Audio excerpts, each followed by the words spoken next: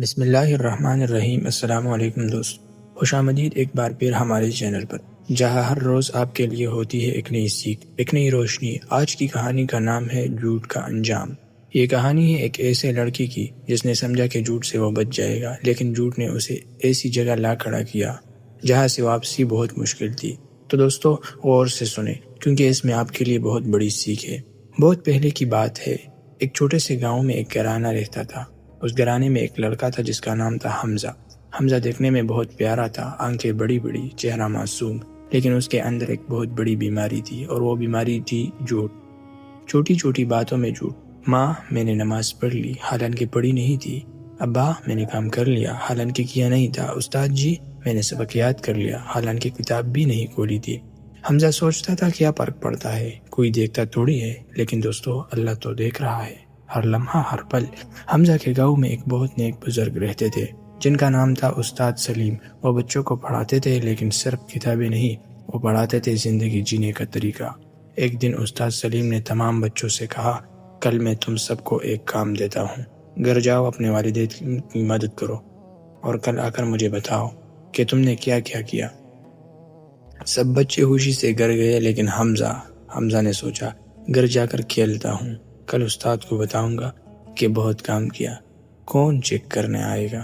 اگلے دن ایک بچہ اٹھا اور اپنا کام بیان کرنے لگا۔ کسی نے کہا، میں نے ماں کے لیے پانی بھرا، کسی نے کہا میں نے ابا کے ساتھ کھیت میں کام کیا، کسی نے کہا میں نے چھوٹے بھائی کو قرآن پڑھایا۔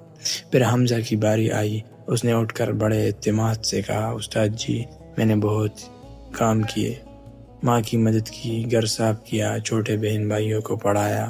استاد سلیم نے مسکرا کر کہا، ماشاءاللہ حمزہ، بہت خوب۔ لیکن اگلے ہی لمحے کلاس کا دروازہ کھلا اور اندر آئے حمزہ کی ماں۔ حمزہ کا دل دھک سے رہ گیا۔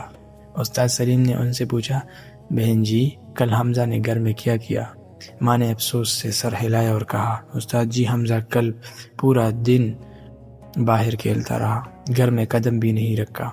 پوری کلاس خاموش ہو گئی۔ تمام بچوں کی نظریں حمزہ پر تھی۔ حمزہ کا چہرہ شرم سے سرخ ہو گیا، پاؤں زمین میں دھنسنے لگے، آنکھوں میں آنسو آ گئے۔ وہ کچھ بول نہ سکا، بس سر جھکا دیا۔ استاد سلیم نے آہستہ سے کہا، حمزہ بیٹا پاس آؤ۔ حمزہ ڈرتے ڈرتے آ گیا۔ اسے لگا ابھی بہت ڈانٹ پڑے گی، لیکن استاد سلیم نے کچھ اور کیا۔ انہوں نے پیار سے حمزہ کے سر پر ہاتھ رکھ کر کہا، بیٹا آج تم شرمندہ ہو، یہ شرمندگی محسوس کرو، کیونکہ یہی شرمندگی تمہیں آگے بڑھنے سے روکے گی۔ جھوٹ ایک لمحے کے لیے بچاتا ہے، لیکن ہمیشہ کے لیے رسوا کرتا ہے۔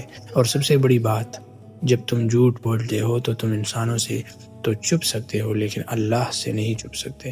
اللہ تمہاری رگوں میں دوڑتے خون سے بھی زیادہ قریب ہے۔ حمزہ کی آنکھوں سے آنسو بہنے لگے۔ اس نے رو کر کہا، استاد جی، مجھے معاف کر دے، اور ماں، مجھے معاف کر دو۔ میں وعدہ کرتا ہوں آج کے بعد کبھی جھوٹ نہیں بولوں گا۔ استاد سلیم نے مسکرا کر کہا، یہی توبہ ہے بیٹا، اور اللہ توبہ کرنے والوں سے محبت کرتا ہے۔ اس دن کے بعد حمزہ بدل گیا۔ پہل مشکل لگتا، سچ بولنا آسان نہیں ہوتا۔ کبھی کبھی سچ بولنے سے ڈانٹ بھی پڑتی ہے، کبھی نقصان بھی ہوتا ہے، لیکن حمزہ نے ہار نہیں مانی۔ ایک بار اس کے دوست نے کہا، حمزہ چل استاد کو بتاتے ہیں کہ آج ہم نے سبق یاد کر لیا، حالانکہ کیا نہیں۔ حمزہ نے صاف انکار کر دیا، نہیں، میں جھوٹ نہیں بولوں گا۔ دوست نے منہ بنایا اور چلا گیا، لیکن حمزہ اپنی جگہ کھڑا رہا، سچ کے ساتھ۔ دھیرے دھیرے استاد کو حمزہ پر بھروسہ ہو گیا۔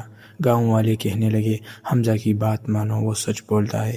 والدین کو فخر ہونے لگا، اور سب سے بڑی بات، حمزہ کے دل میں چین آ گیا، وہ سکون جو جھوٹ بولنے والوں کو کبھی نہیں ملتی۔ دوستو، ہمارے پیارے نبی کریم صلی اللہ علیہ وسلم نے فرمایا، سچ بولتے رہو، کیونکہ سچ نیکی کی طرف لے جاتا ہے، اور نیکی جنت کی طرف لے جاتی ہے۔ صحیح بخاری کی یہ حدیث ہے۔ اور فرمایا، جھوٹ سے بچو، کیونکہ جھوٹ گناہوں کی طرف لے جاتا ہے، اور گناہ جہنم کی طرف۔ دوستو، جھوٹ بولنا آسان لگتا ہے، لیکن اس کا بوجھ بہت بھاری ہوتا ہے۔